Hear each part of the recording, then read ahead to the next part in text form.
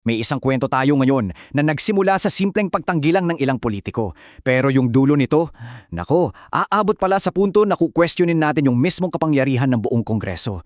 Tara, simulan natin. Ang linis pakinggan, di ba? Sobrang direkta ng pagtanggi. Pero alam mo yon, public statements are one thing. Paano kung may lumabas na mga dokumento, mga resibo kumbaga, na iba yung sinasabi? At hindi lang basta resibo. Resibong milyon-milyon ang halaga.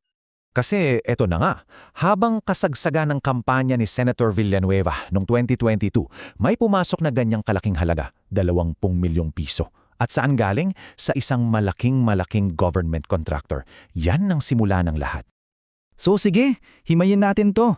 Kasi hindi lang pala si Senator Villanueva ang nasa isyong to. Lumalabas na kasama rin pala dito si Senate President Chis Escudero. Pareho silang nasa gitna ng kontrobersya, umiikot sa campaign funds at, you guessed it, government contracts. Okay, tingnan natin yung mga depensa nila. Si Villanueva, ang sabi niya, yung tinutukoy na listahan ng Pangulo, wala naman daw doon yung nag-donate sa kanya. Si Escudero naman, ang katwiran, wala naman siya sa Senado nung napanalunan yung mga kontrata. So in short, pareho silang umamin na oo, tumanggap kami ng pera. Pero dahil sa mga technicalities na to, lusot daw sila, wala raw nilabag. Pero totoo nga ba yan?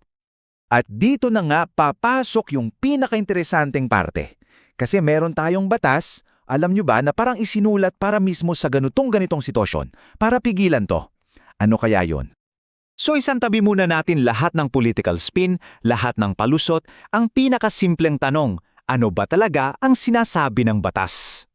Well, heto na. At napakalinaw, as in sobrang linaw ng batas. Sabi mismo ng Omnibus Election Code, bawal, period. Walang pero, walang what if, walang depende. Bawal para sa isang government contractor na mag-ambag sa kahit anong kampanya. At bawal din para sa kandidato na tumanggap ng ganong ambag. Ganon lang siya kasimple. So, pag tinabi mo ngayon yung dalawa, grabe yung pagkakaiba. Dito sa isang side, andyan yung mga depensa nila. Personal funds yan.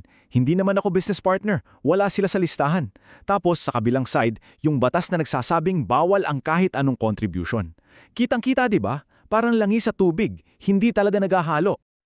At eto pa, hindi ito basta-bastang paglabag lang. Seryoso yung parusa. Pinag-uusapan natin dito ang posibleng pagkakakulong ng 1 hanggang 6 na taon, diskwalifikasyon sa public office at permanenteng pagkawala ng karapatang bumoto. So biglang-bigla yung parang political headache lang naging isang potential na criminal offense. Okay, so i-zoom out muna natin. Lumayo muna tayo sa specific na batas. Ang tanong kasi, paano ba nangyayari ang ganito in the first place? Paano gumagana yung mas malaking sistema sa likod ng lahat ng to? Gamitin nating example yung kaso ni Senator Escudero. Tingnan niyo yung daloy ng pera. May pumasok na donasyon sa kampanya, 30 million pesos, okay? Tapos anong nangyari? Yung kumpanya na pag-aari ng nag-donate nanalo ng mga kontrata sa gobyerno na nagkakahalaga ng 5.1 billion pesos. Grabe yung laki ng agwat, di ba? Mula 30 million naging 5.1 billion. At teka, may isa pang napaka-critical na detalye. Kung tatanungin mo kung saan napunta yung mga bilyong-bilyong pesong proyekto na yan, well, mahigit 30 sa mga proyektong yon. Alam nyo kung saan napunta? Mismo sa Sorsogon, ang political turf, ang baluarte ni Senator Escudero. Interesting, di ba? At ito na nga, yung tinatawag sa isang source na money carousel o parang isang tsubibo ng pera. Simple lang yung sistema. Pera natin, galing sa buwis, gagamitin para sa government projects. Mananalo yung contractor sa bidding.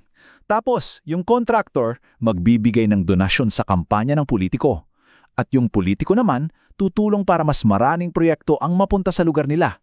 At aandar na ulit o carousel, paikot-ikot lang. Pero teka lang, sandali. Kasi itong kwento hindi lang pala tutungkol sa 2 senador o sa isang sistema ng sabihin na nating kaduda-dudang transaksyon. May mas malaki pa palang kwento dito. At ito ay tungkol sa unti-unting pagliit paghina ng buong institusyon ng Kongreso mismo.